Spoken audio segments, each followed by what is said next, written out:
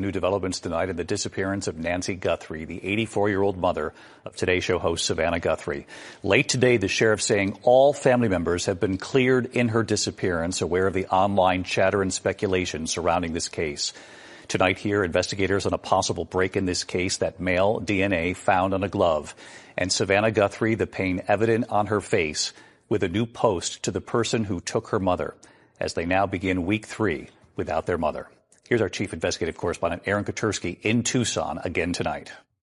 Tonight, with the search for Nancy Guthrie now entering its 3rd week, and with the country still praying she's found, her daughter Savannah is making a direct appeal to the person who took her mother. 2 weeks of pain evident on Savannah's face. And I wanted to say to whoever has her or knows where she is,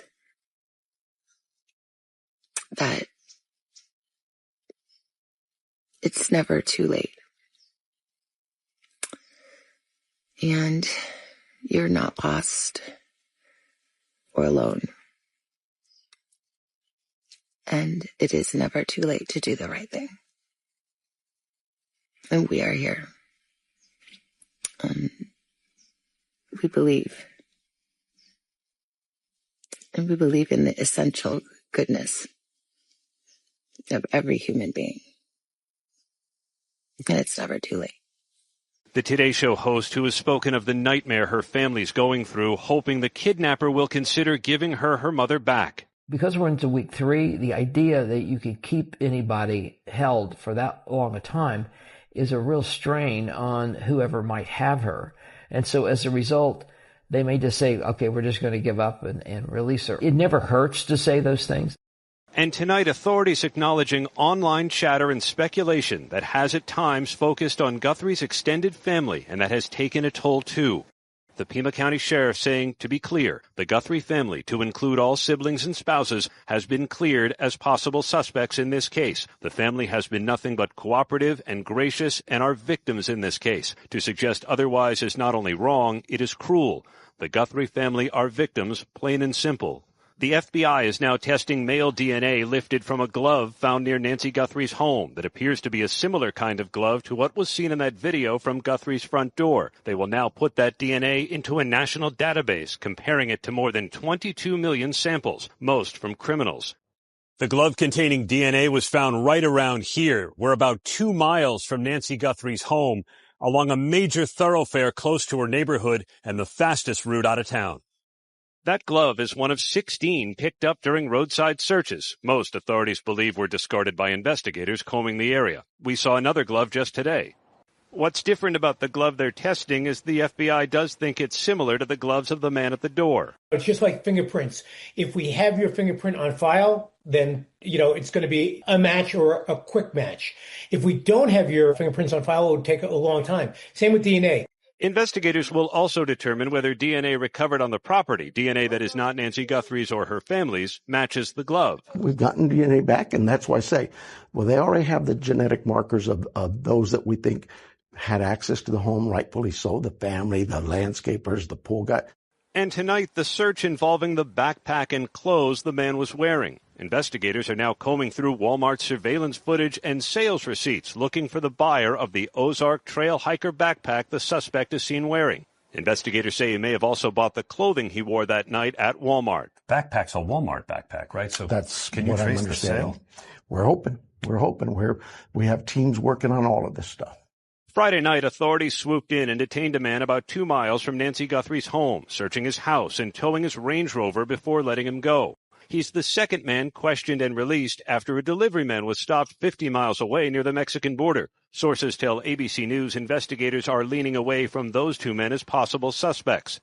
But tonight, Savannah is making it clear she's not giving up hope the kidnapper will bring her mother home. It's never too late.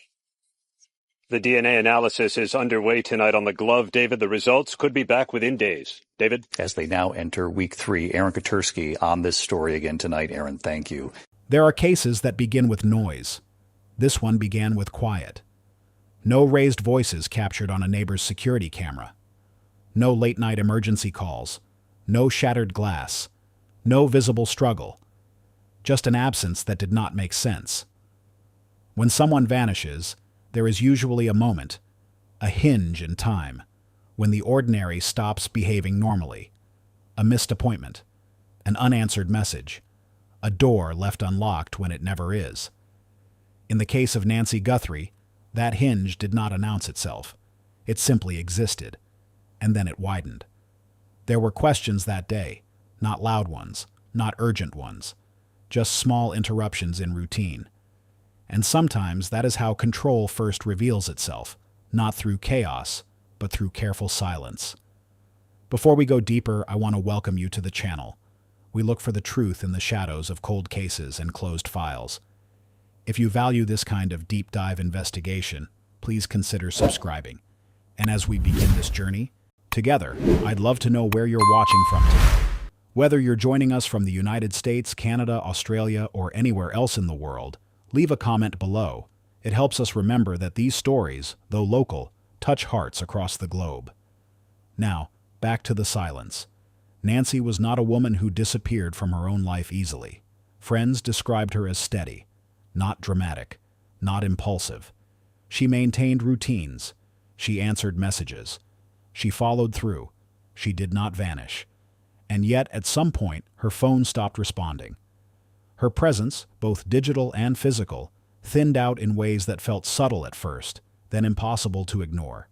In disappearance cases, investigators look first at patterns of movement, patterns of communication, patterns of habit.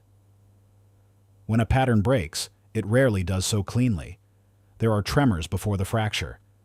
Those tremors began in the weeks before Nancy was reported missing. Nothing extreme. No public arguments. No documented threats. No visible collapse. But there were small shifts. Shorter replies to messages. Canceled plans explained with vague reasons. A tone, some would later say, that felt distracted. It is difficult to measure distraction. It is even harder to measure withdrawal. But withdrawal leaves evidence, not the kind that stains carpets or cracks walls, the kind that accumulates quietly, in timestamps, in unread messages, in pauses that last a few seconds longer than they used to. Publicly, nothing seemed wrong. Social media presented normalcy, smiles, familiar settings, a life that appeared intact. Perfection can function as camouflage, not necessarily deception, but concealment through maintenance. When someone works very hard to appear steady, it sometimes means the steadiness requires effort. Investigators would later examine digital records, not for drama, but for deviation. What time was the last outgoing message?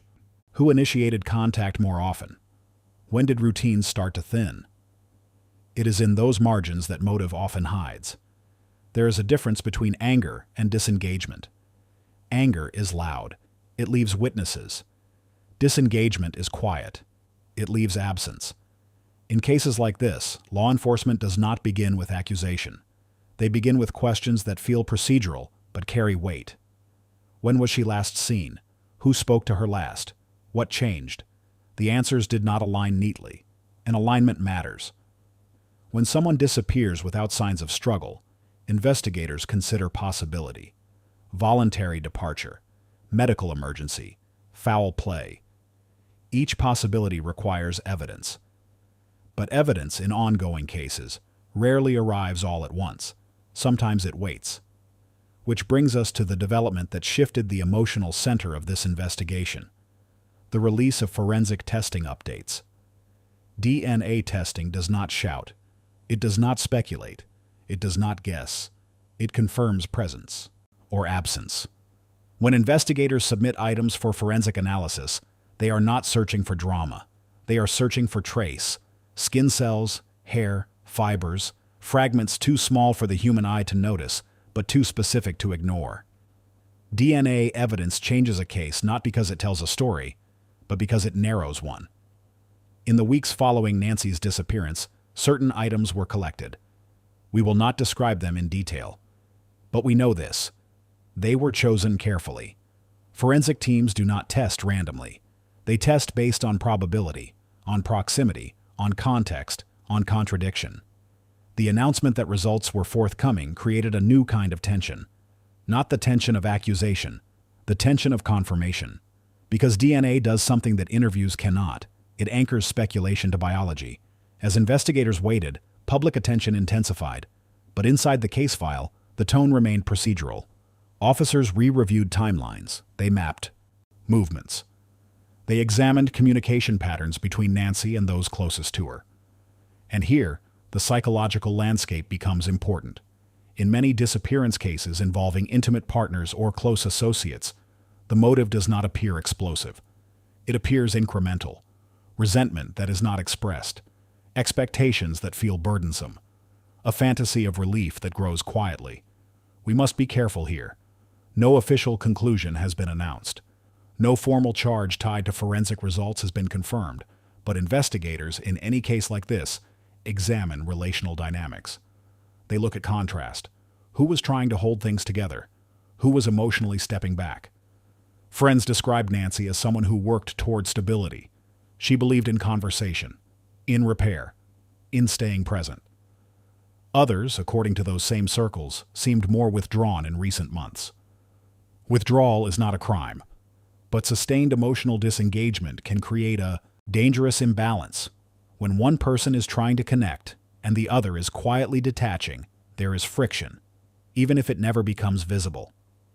Financial records were reviewed, not because money proves violence, but because financial strain can reveal pressure, large purchases, hidden accounts, unexplained transfers. Again, nothing dramatic was released publicly, but patterns were examined. Control does not always look like domination. Sometimes it looks like avoidance, avoiding conversations, avoiding responsibility, avoiding conflict until conflict feels inescapable. In many cases, investigators later described the perpetrator not as enraged, but as emotionally sealed. Flat affect, measured speech, calm demeanor even when concern would be expected. Calm can be genuine. It can also be strategic. When DNA results are processed, they either reinforce a timeline or disrupt one, and disruption matters. If biological material is found somewhere, it should not be. That is not emotion. That is fact. If it is absent where it should be, that is also fact. We are told that recent forensic updates have narrowed investigative focus. That wording is deliberate. Narrowed focus does not mean closure. It means probability has shifted. When probability shifts, so does pressure. Investigators revisit interviews. They listen again to early statements. Not for lies shouted loudly, but for details that no longer align. Language becomes important. Did someone say, "she left" instead of "she disappeared"? Did someone describe an event with unusual precision or unusual vagueness? Control often reveals itself in phrasing. In ongoing investigations, law enforcement walks a careful line. They cannot release everything, but they signal direction. When they confirm that forensic testing is significant, they are saying, we are closer to something measurable. And measurable truth is different from emotional truth. In the weeks since the DNA update, public reaction has ranged from hope to dread. Hope, that answers are near. Dread, that answers may confirm something irreversible. There is something psychologically profound about DNA in disappearance cases. It removes ambiguity. And ambiguity, while painful, allows imagination to soften reality. Definitive evidence does not soften. It clarifies. And clarity can feel devastating. In studying similar cases across decades, investigators often observe a pattern. The crime, if there was one, was not spontaneous. It was considered, not always in detail, but in possibility. The possibility of an exit. Some crimes are not explosions. They are exits, an imagined future where responsibility dissolves, where obligations no longer weigh, where silence replaces negotiation. If, hypothetically, someone begins to construct that internal escape, the psychological shift is gradual. Conversations shorten, eye contact decreases. Future plans are discussed less enthusiastically. Digital footprints reveal new interests, new communications, new emotional investments. Fantasy worlds are lighter than real ones. They do not include bills, compromise, or accountability. They exist in curated fragments, messages, private conversations, imagined scenarios. And when fantasy feels easier than reality, reality can begin to feel like an obstacle. This is not accusation. It is pattern recognition. Law enforcement in ongoing cases does not rely on a single thread. They braid forensics, digital data, behavioral shifts, financial movements, timeline discrepancies. Individually, each strand may look thin. Together, they hold weight. The release of crucial DNA updates suggests that at least one strand has strengthened. Strengthened enough to reshape investigative direction. Strengthened enough to change who is being asked questions, and how. We must return, though, to Nancy, because in cases like this, it is easy for analysis to eclipse humanity. She was not a theory. She was a person with routines, relationships, expectations. If you listen to those who knew her, they do not describe chaos. They describe steadiness. And steadiness does not disappear without cause. There is a particular tragedy in controlled crimes. They lack spectacle. They unfold quietly. And because they are quiet, they can persist unnoticed longer than anyone expects. Investigators now face a narrowing corridor. DNA evidence does not speak in complete sentences. It offers fragments. Fragments must be placed carefully. If biological trace links a person to a location inconsistent with their statement, that is not drama. It is contradiction. If absence of trace undermines a narrative, that too matters. Contradiction invites re-interview. Re-interview invites pressure, and pressure reveals fracture. Some individuals respond to investigative pressure with panic. Others remain composed. But composure is not immunity. It is posture. When law enforcement signals progress in an ongoing case, it often means they are assembling something deliberate. Not rushing. Not reacting. Assembling. Because in cases built on control, the prosecution must demonstrate control. Not rage, not accident. Control. Control over timing. Control over narrative. Control over outcome. If charges eventually emerge, they will likely rest not on a single emotional moment, but on accumulated decisions. And that is what makes cases like this unsettling. They are not sudden storms. They are slow withdrawals. Withdrawals from responsibility. Withdrawals from empathy. Withdrawals from truth. In hindsight, people will say there were signs. There always are. But signs are only visible when the ending is known. Right now, we are still in the middle. DNA results have tightened focus. Investigators continue their work. Public statements remain measured, which means something important is happening, quietly. And quiet, in cases like this, is not comfort. It is calculation.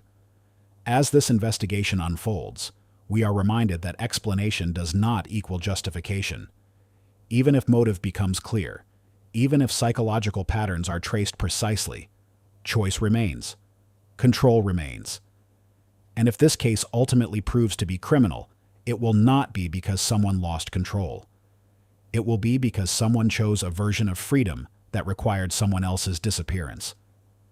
We will continue following verified developments closely. If you believe in remembering victims not as headlines, but as lives, stay with us. Share responsibly. Comment thoughtfully. Keep attention where it belongs, on truth. And as we wait for further official confirmation, let us remember this. Silence can be as dangerous as rage. Entitlement can grow quietly. Avoidance can harden into decision. Some exits are planned long before the door closes. If you want continued, careful coverage, as this case develops, consider subscribing and turning on notifications. These stories deserve patience, not noise. And if Nancy's story has moved you, leave a respectful comment below. Not speculation, not accusation, but remembrance. Because in the end, the measure of a case is not how loudly it ends, it is how clearly we choose to see it.